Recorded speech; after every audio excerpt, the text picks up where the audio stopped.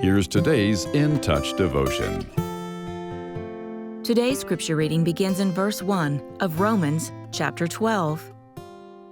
Therefore, I urge you, brothers and sisters, by the mercies of God, to present your bodies as a living and holy sacrifice, acceptable to God, which is your spiritual service of worship.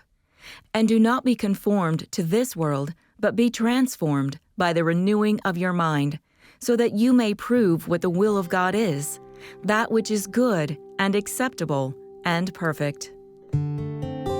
Giving absolute power over our life to another human being would be an intimidating proposition, but that's not true when it comes to the Lord. Unconditional surrender to Him is joyous. But to do so, those of us who are believers must yield to Christ as Lord of our life. One way of identifying with the Lord is by surrendering all that we have and all that we are. As we decrease, Jesus increases. And the first place surrender must occur is in our attitude. Then we live it out in obedient action. We must place no limit on what we're willing to do or become, meaning we have no restricted areas in our life where Jesus is not invited.